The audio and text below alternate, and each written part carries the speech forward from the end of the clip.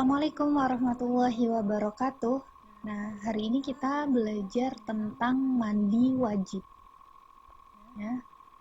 Sebelumnya, mari kita mengingat kembali tentang salah satu syarat sahnya sholat. Ya, jadi, salah satu syarat sahnya sholat adalah suci dari hadas dan najis. Kita bahas di sini tentang hadas dulu ya. Nah, hadas itu ada dua. Yang pertama, hadas kecil dan hadas besar.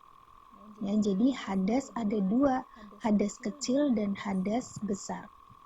Untuk mensucikan diri dari hadas kecil adalah dengan cara berwudu.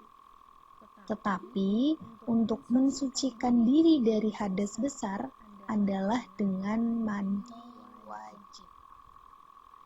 Jadi, suatu saat ya, apabila kita hendak melaksanakan sholat, tetapi tubuh kita masih berhadas besar, maka yang seharusnya dilakukan terlebih dahulu adalah mandi wajib, ya, supaya badan kita suci.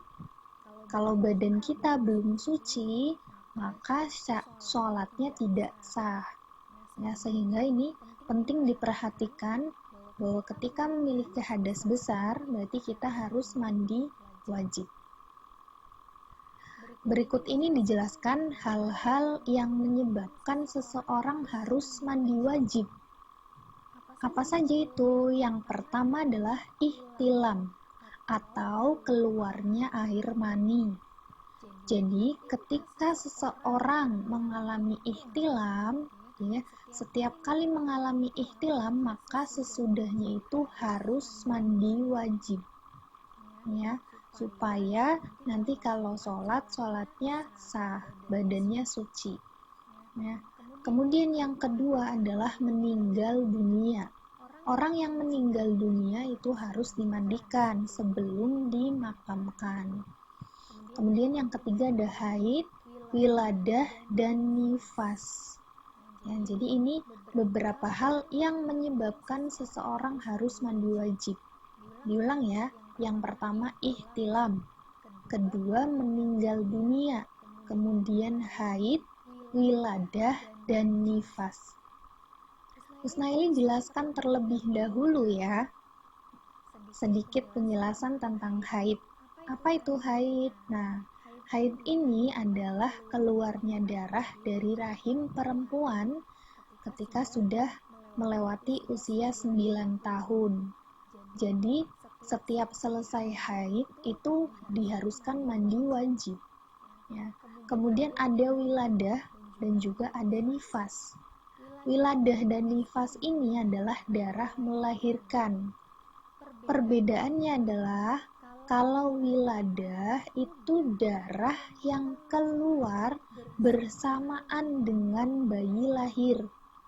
Nah, tetapi kalau nifas itu darah yang keluar setelah melahirkan. Ya, bedakan ya. Jadi harus paham bedanya. Kalau wiladah itu darahnya keluar bersamaan dengan bayi. Ya, bersamaan dengan keluarnya bayi. Tetapi kalau nifas itu darahnya keluar setelah bayi itu lahir. Jadi setelah bayinya sudah lahir masih keluar darah, itu namanya darah nifas.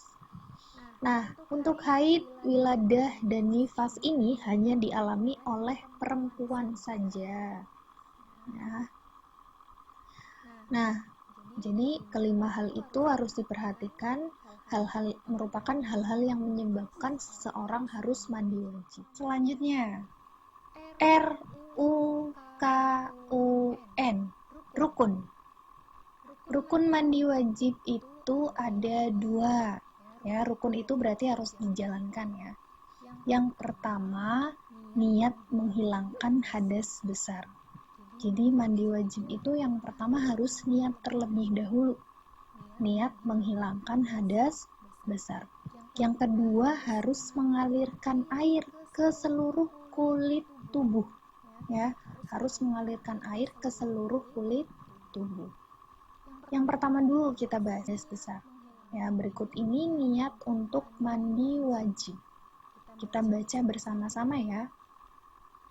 Nawaitul ghusla li raf'il hadatsil akbari fardhol lillahi ta'ala. Ulangi lagi bersama-sama. Niat mandi wajib. Nawaitul ghusla li raf'il hadatsil akbari fardhol lillahi ta'ala. Oke, sekali lagi ya, bersama-sama. Nawaitul ghusla li raf'il hadatsil akbari fardhol lillahi ta'ala. Artinya, aku niat mandi wajib untuk menghilangkan hadas besar. Fardu karena Allah Ta'ala. Nah, niat ini dibacanya ketika membasuh dari kepala. Ya, jadi ambil air, pakai gayung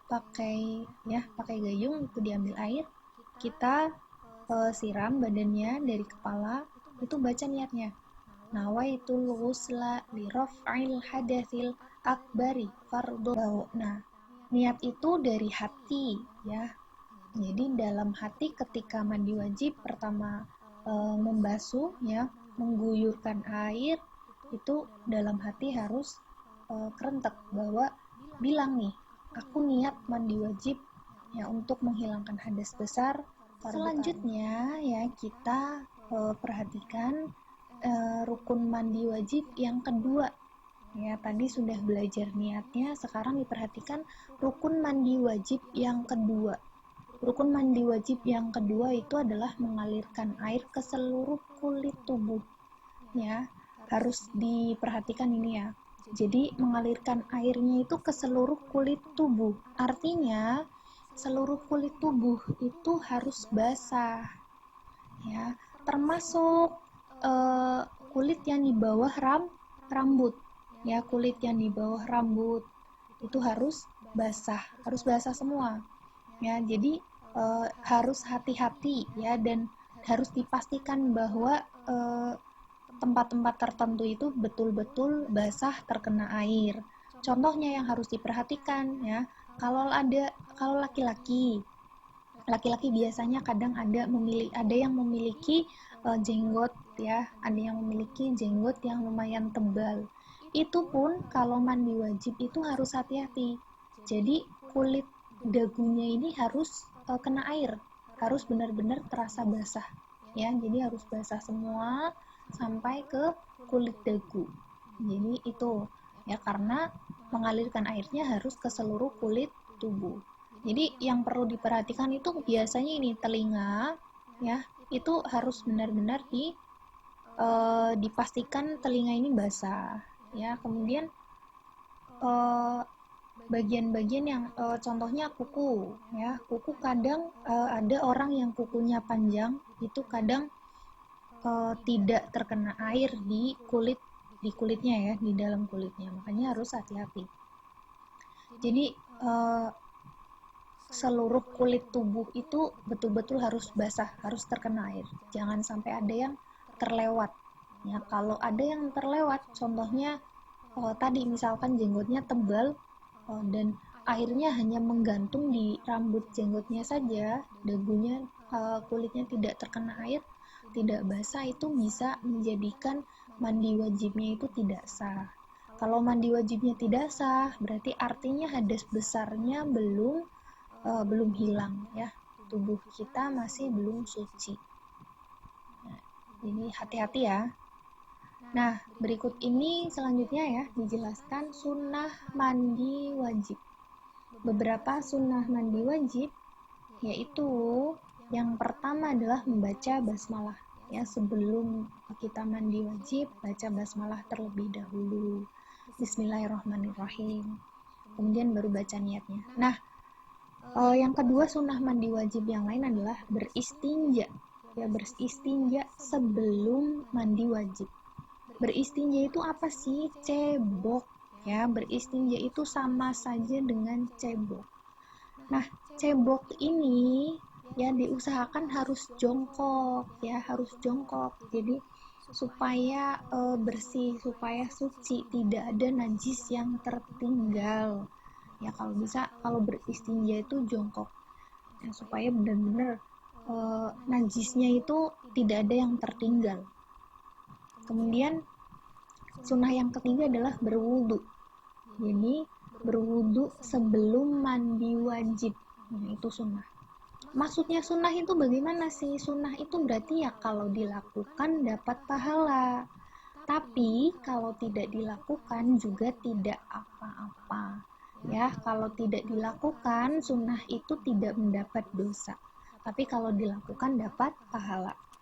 Selanjutnya adalah menggosok badan. Maksudnya gimana menggosok badan? Gosok. Jadi kita sudah menyiram tubuh, ya kemudian digosok. Maksudnya digosok itu supaya memastikan bahwa air itu yang sudah kita guyur itu airnya betul-betul membasahi semua kulit. Nah, itu maksudnya menggosok badan. Sunnahnya seperti itu. Kemudian yang kelima adalah mendahulukan bagian tubuh sebelah kanan. Sebelah kanan. Ya, ini bagian kanannya Usnaili ya. Jadi contohnya ambil gayung, ambil air ya, pakai gayung. Siramkan dulu ke bagian yang kanan saja. Ya, bagian yang kanan ya disiram, baru setelah itu bagian yang kiri. Ya, itu sunnahnya seperti itu. Kemudian membasuh 3 kali. Contoh ya, contohnya tadi ambil air ya disiramkan 1, 2, 3, membasuh 3 kali ya. Di bagian yang kanan kalau mau sunnahnya dilakukan kanan dulu 1, 2, 3, kemudian baru yang kiri 1, 2, 3, seperti itu ya. Yang kemudian sunnah yang lain lagi adalah terus menerus. Maksudnya terus menerus itu disegerakan ya. Jadi habis guyur kepala ya guyur badan, guyur kaki ya sampai ke bawah, itu terus menerus disegerakan. Nah kalau yang tidak disegerakan itu maksudnya yang bagaimana, Us? Contohnya ya, sudah guyur kepala kemudian tiba-tiba kepengen BAB ya, kepengen BAB, akhirnya ya tadi sudah niat, sudah mengguyur bagian kepala, sudah belum mengguyur badan, belum mengguyur kaki ya, masih ada beberapa bagian yang belum basah, kemudian pengen BAB, sudah kepengen banget, akhirnya BAB duluan ya, BAB dulu, habis itu baru dilanjutkan mandi wajibnya. Itu ya yang tidak disegerakan itu contohnya seperti itu. Nah, jadi sunnahnya harus terus menerus ya, atau biasanya kita sebut dengan muamalah ya. Nah, demikian tadi sunnah mandi wajib. Kita review dulu ya, tadi belajar apa saja, bahwa sholat itu harus suci dari hadas dan dari najis. Hadas itu ada 2, apa saja? Hadas kecil dan hadas besar.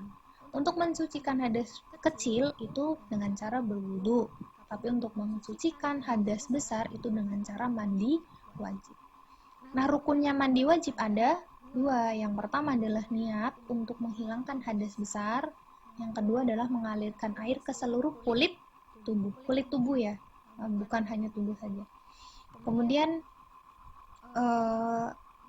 bacaan niat mandi wajib ya, nanti tolong dihafalkan niat mandi wajibnya, yaitu nawaitul ghusla li raf'il hadatsil akbari fardhon lillahi ta'ala ya. Kalau membaca niat harus dalam hati, itu harus kerentak, tidak harus pakai bahasa Arab ya. Dalam hati itu harus kerentak, aku niat mandi wajib ya untuk menghilangkan hadas besar fardu karena Allah. Nah, itu niatnya ya. Kemudian sunnah-sunnahnya sebagai berikut, itu ada 7 ya. Kalau ada yang masih perlu ditanyakan, silahkan tanyakan, bisa japri ke Usnaili. Nah, setelah itu kalau ini sudah selesai ya, Usnaili punya tugas, nanti bisa dilihat di link deskripsi ya di bawah ini ya. Ada nanti kasih link deskripsinya di sini. Tugasnya adalah mencatat, nanti dicatat di buku tulis, kemudian ada beberapa pertanyaan, soalnya ditulis, kemudian dijawab ya di buku tulis fikih. Kalau sudah selesai tugasnya, silakan difoto, kemudian dikirimkan ke WA. Ya, langsung japri ya, tidak di dalam grup. Terima kasih ya, semoga ilmunya bermanfaat ya. Cukup sekian dulu untuk pertemuan kali ini ya. Insya Allah pertemuan selanjutnya kita akan membahas tentang haid ya. Wallahu a'lam bishawab ya. Wassalamualaikum warahmatullahi wabarakatuh. Semoga ilmu kita bermanfaat. Terima kasih.